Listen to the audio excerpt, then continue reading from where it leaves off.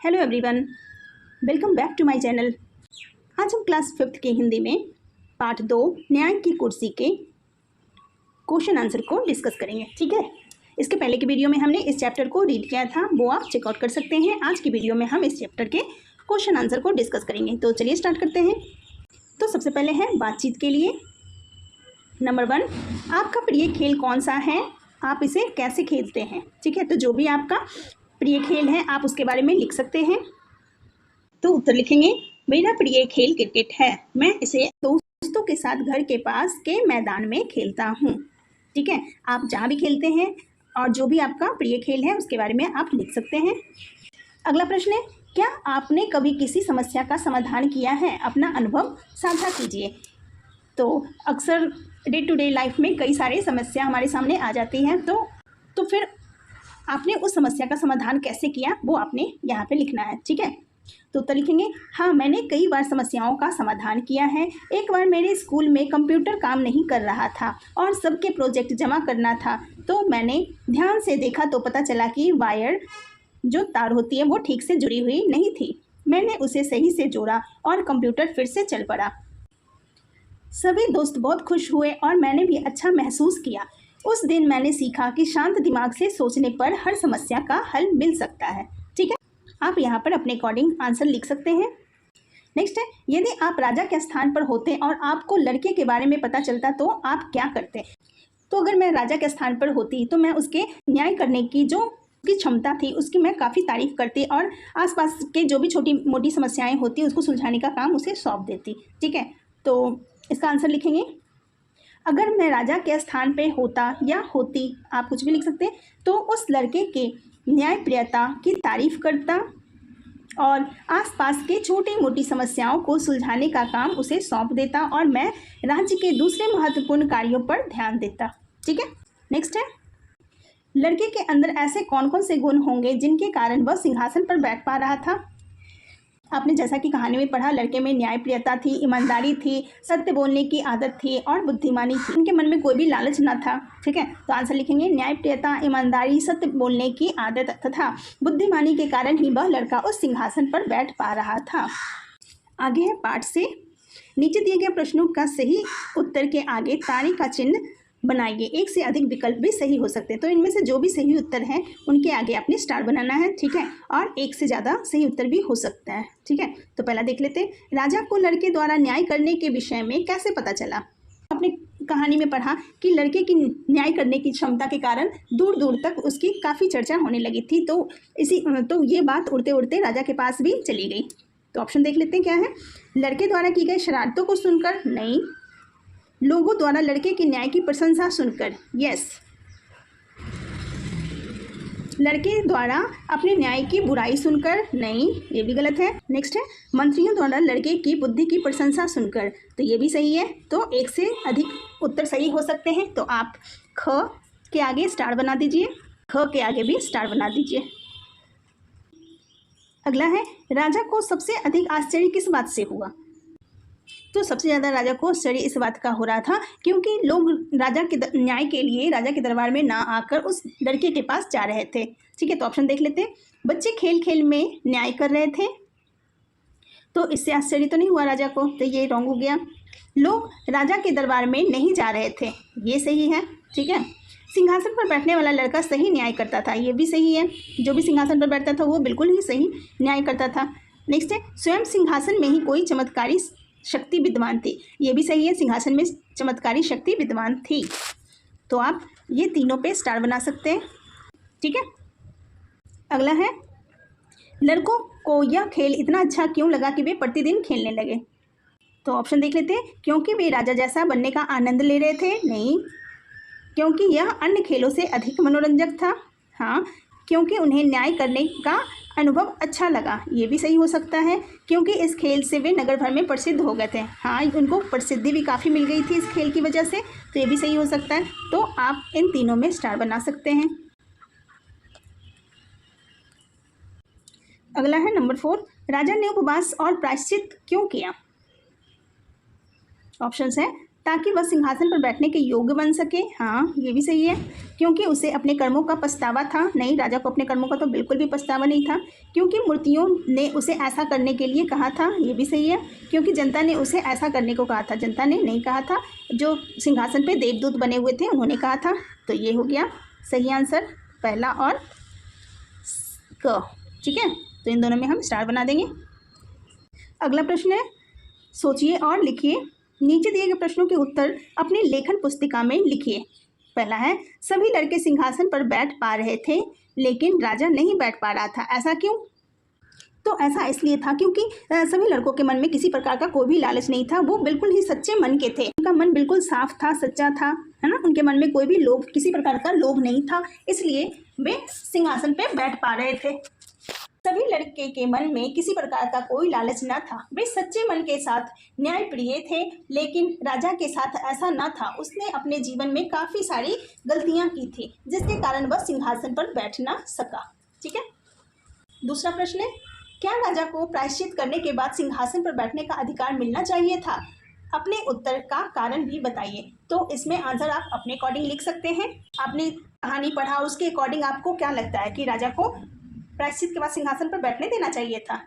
तो मैंने लिखा है, तो उत्तर लिखेंगे, राजा को प्रायश्चित करने के बाद भी सिंहासन पर बैठने का अधिकार नहीं मिलना चाहिए था, क्योंकि 3 बार प्रायश्चित करने के बाद भी राजा के मन में, यहाँ लिखना है, राजा के मन में क्लेश की भावना भरी हुई थी, जिसके चलते वह अपने आप को उन लड़कों से ज़्यादा श्रेष्ठ समझ रहा था। ठीक है, उनके मन में ये चीज़ थी कि जब वो छोटे बच्चे बैठ सकते हैं इस सिंहासन पर, तो मैं क्यों नहीं बैठ सकती। उनके मन में बहुत ही ज़्यादा क्लेश भरा हुआ था, इसलिए वो सिंहासन पर बैठ नहीं पाए। अगला प्रश्न है, दोनों किसानों ने अपने झगड़े के निपटारे के लिए राजा के दरबार में जाने की बजाय लड़के के पास जाने का फैसला क्यों किया? आंसर लिखेंगे, दोनों किसानों ने अपने झगड़े के निपटारे के लिए राजा के दरबार में जाने की बजाय लड़के के पास जाने का फैसला इसलिए किया क्योंकि मामला गंभीर था और उन्होंने उनकी न्याय कौशल के बारे में काफ़ी कुछ सुन रखा था और उन्हें जो न्याय मिला उससे वे पूरी तरह से संतुष्ट थे। ठीक है, वो दोनों किसान बच्चों के पास इसलिए गए क्योंकि उनको पता था कि मुझे वहाँ पे न्याय मिलना ही मिलना है ना, और जो भी न्याय उनसे मिला तो वो काफ़ी ज़्यादा संतुष्ट भी थे। ठीक है, अगला प्रश्न है, चौथी मूर्ति सिंहासन के साथ आकाश में क्यों उड़ गई? तो चौथी मूर्ति क्यों उड़ गई? क्योंकि देव सिंहासन के पैर पे जो देवदूत की मूर्तियां बनी हुई थी, वो चाहते थे कि सिंहासन पर बैठने वाला व्यक्ति जो हो वो सच्चा हो, दयालु हो और उसने कभी किसी का बुरा ना किया हो। ठीक, लेकिन राजा के साथ ऐसा नहीं था, इसलिए वो सिंहासन के साथ ही आकाश में उड़ गई। तो उत्तर लिखेंगे, देवदूत चाहते थे कि सिंहासन पर बैठने वाला व्यक्ति सच्चा, दयालु और कभी किसी के साथ बुरा ना करने वाला व्यक्ति हो, लेकिन राजा के बातों से घमंड और अभिमान की झलक देख चौथी मूर्ति सिंहासन के साथ आकाश में उड़ गई। चौथा है, इस कहानी को एक नया शीर्षक दीजिए और बताइए कि आपने यह शीर्षक क्यों चुना। इस कहानी का शीर्षक आप अपने अकॉर्डिंग लिख सकते हैं। मैंने इसका शीर्षक रखा है चमत्कारी सिंहासन, क्योंकि उस सिंहासन पर वही व्यक्ति बैठ सकता था जो सच्चा हो, दयालु हो और न्यायप्रिय हो, और उस सिंहासन के पैर में जो देवदूत की मूर्तियां बनी हुई थी उनमें लोगों को परखने की शक्ति थी। ठीक है, तो इसका उत्तर लिखेंगे, इस कहानी को एक नया शीर्षक क्या दिया हमने, चमत्कारी सिंहासन। ठीक है, मैंने यह शीर्षक इसलिए चुना क्योंकि इस पर वही व्यक्ति बैठ सकता था जो सच्चा, दयालु, न्यायप्रिय और इस सिंहासन के देवदूतों में लोगों को परखने की चमत्कारी शक्ति थी। ठीक है, अगला है अनुमान और कल्पना। कहानी में सिंहासन की मूर्तियां उड़कर किसी और जगह चली जाती है, वे कहाँ जाती है और वहाँ क्या करती होगी? तो उत्तर लिखेंगे, कहानी में सिंहासन की मूर्तियां उड़कर स्वर्ग में अपने राजा विक्रमादित्य के पास चली गई होगी और वहां जाकर अपने राजा के न्यायपूर्ण कार्यों में भाग लेती होंगी। ठीक है, ये सिंहासन किसका था? ये राजा विक्रमादित्य का सिंहासन था। आकाश में उड़कर अपने राजा के पास चला गया होगा और राजा के राज्य कार्य में भाग लेती होगी। ठीक है, अगला प्रश्न है, यदि इस कहानी के अंत में राजा सिंहासन पर बैठने में सफल हो जाता तो क्या होता? तो अगर राजा इस कहानी के अंत में सिंहासन पर बैठने में सफल हो जाता तो वो अपनी गलतियों से काफ़ी कुछ सीखता और अपने न्यायपूर्ण कार्यों से वो प्रजा का लोकप्रिय राजा बन जाता। ठीक है, तो उत्तर लिखेंगे, अंत में राजा सिंहासन पर बैठने में सफल हो जाता तो वह अपनी गलतियों से बहुत कुछ सीखता और वो भी अपनी न्यायपूर्ण कार्यों से अपनी प्रजा का लोकप्रिय राजा बन जाता। आगे है भाषा की बात। नीचे दी गई पंक्तियों को ध्यान से पढ़िए। अब यहाँ पे कुछ पंक्तियाँ दी गई हैं, उसको ध्यान से पढ़ने के लिए बोला जा रहा है। यह तो और भी आश्चर्य की बात है, हो ना हो पत्थर कि इस कुर्सी में ही कोई चमत्कार है, मैं इसकी जांच करूँगा। अगला है, ऊपर दिए गए वाक्यों को ध्यान से पढ़िए, ध्यान से देखिए, आपको इसका अर्थ समझने में कुछ कठिनाई हो रही है ना। अब इसी वाक्य को एक बार फिर से पढ़िए, ठीक है। यह तो फिर भी आश्चर्य की बात है, हो ना हो पत्थर की इस कुर्सी में ही कोई चमत्कार है, मैं इसकी जांच करूंगा, ठीक है। अब आपको इन वाक्यों का अर्थ और भाव ठीक ठीक समझ में आ रहा होगा। इसका कारण है कि कुछ विशेष चिन्ह पद जैसे इन्वर्टेड कॉमा हो गया, पूर्ण विराम हो गया, अल्प विराम हो गया, ये आश्चर्यवाचक चिन्ह हो गया, ठीक। तो इस प्रकार के चिन्हों को हम विराम चिन्ह कहते हैं, और विराम चिन्ह से पता चलता है कि लिखे हुए वाक्यों में कहाँ ठहराव है और इसका क्या भाव है। तो आपको पता है कि जहाँ पे भी विराम चिन्ह लगे होते हैं वहाँ पे हमें कुछ देर रुकना होता है, उसके अनुसार वाक्य प्रस्तुत करना होता है। तो अब नीचे दिए गए वाक्यों में उचित स्थानों पर विराम चिन्ह लगाइए। तो क में है, चौथी मूर्ति ने कहा ठहरो। कहा के बाद यहाँ पे हम इन्वर्टेड कॉमा लगाएंगे। ठहरो के बाद यहाँ आश्चर्यवाचक चिन्ह। जो लड़के इस सिंहासन पर बैठे थे वे भोले भाले थे, यहाँ भी कॉमा लगाएंगे। उनके मन में कलुष नहीं था। अगर तुमको विश्वास है कि तुम इस योग्य हो तो इस सिंहासन पर बैठ सकते हो, तो यहाँ पे पूर्ण विराम लगाएंगे। अगला है, राजा बड़ी देर तक सोचता रहा, यहाँ कॉमा डालेंगे। फिर उसने मन ही मन कहा, फिर यहाँ पे इन्वर्टेड कॉमा, अगर एक लड़का इस सिंहासन पर बैठ सकता है तो भला मैं क्यों नहीं बैठ सकता हूँ, यहाँ क्वेश्चन मार्क लगाएंगे, प्रश्नवाचक चिन्ह। यहाँ पे प्रश्नवाचक चिन्ह, मैं तो राजा हूँ और ज़्यादा धनवान और बलवान बुद्धिमान हूँ, भला मेरे से बुद्धिमान भला और कौन होगा, मैं अवश्य इस सिंहासन पर बैठने के योग्य हूँ, ठीक है। अब यहाँ पे पूर्ण विराम डालेंगे, यहाँ पे इन्वर्टेड कॉमा बंद कर देंगे, ठीक है।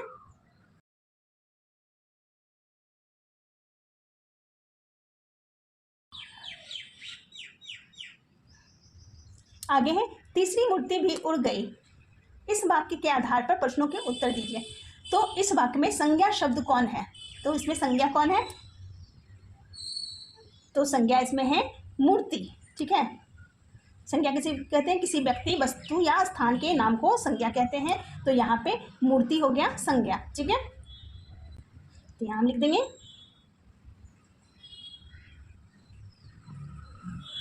मूर्ति, ठीक है।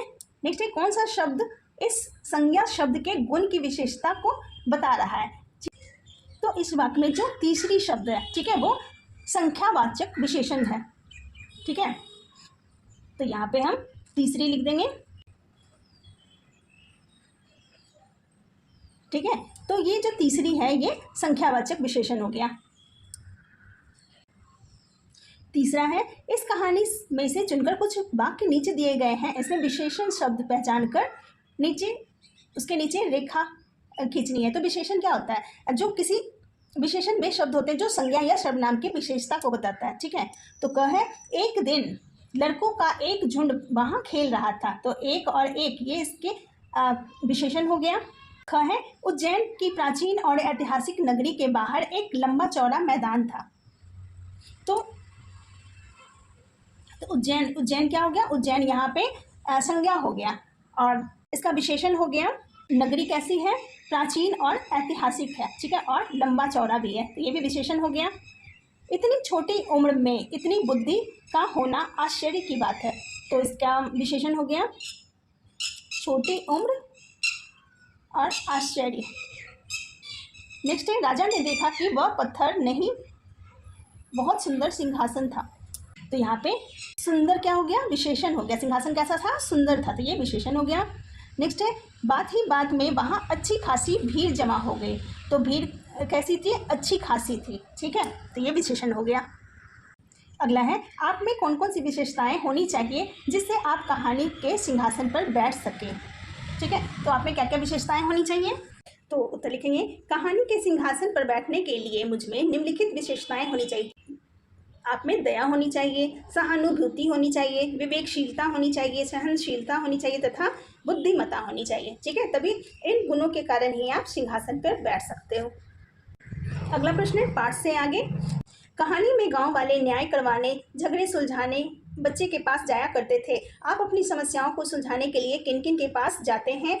आप उन्हीं के पास क्यों जाते हैं? तो अगर आपको किसी प्रकार का कोई भी समस्या होता है तो आप मम्मी पापा के पास जाते हो, अपने टीचर के पास जाते हो, या फिर घर के किसी बड़े के पास जाते हो, है ना? तो उत्तर लिखेंगे, मैं अपनी समस्याओं को सुलझाने के लिए अपने माता पिता, दादा दादी, घर के बड़े सदस्य या अपने शिक्षक के पास जाता या जाती हूँ, क्योंकि ये सब मुझे बिल्कुल सही सलाह देते हैं। ठीक है। अगला प्रश्न है, क्या कभी ऐसा हुआ है कि किसी ने आपके साथ अन्याय किया हो? आपने उस स्थिति का सामना कैसे किया? तो जब किसी ने आपके साथ अन्याय किया हो तो उस स्थिति का सामना आप कैसे करते हो? तो उस समय बुरा तो लगता ही है, लेकिन आप अगर समझदारी के साथ आप उस समय में काम लेते हो तो उस समस्या का हल आप काफ़ी अच्छी तरह से निकाल सकते हो। तो लिखेंगे, हाँ, एक बार ऐसा हुआ है जब मुझे खेल के समय बिना वजह आउट कर दिया गया, जबकि मैं सच में आउट नहीं था। उस समय मुझे बहुत बुरा लगा, लेकिन मैंने गुस्सा करने की बजाय शांति से अपनी बात बताई। कोच सर ने सबकी बात सुनी और दोबारा खेल का फैसला किया। इस अनुभव से मैंने सीखा कि शांत रहकर सही तरीके से अपनी बात को कहने का सबसे अच्छा तरीका होता है। इससे न सिर्फ समस्या हल होती है बल्कि सबका सम्मान भी बना रहता है। ठीक है। तो ये थे आपके पाठ 2 के प्रश्न उत्तर। आई होप आप ये काफ़ी अच्छी तरह से कर लोगे। मिलते हैं फिर नेक्स्ट वीडियो में। Thank you so much.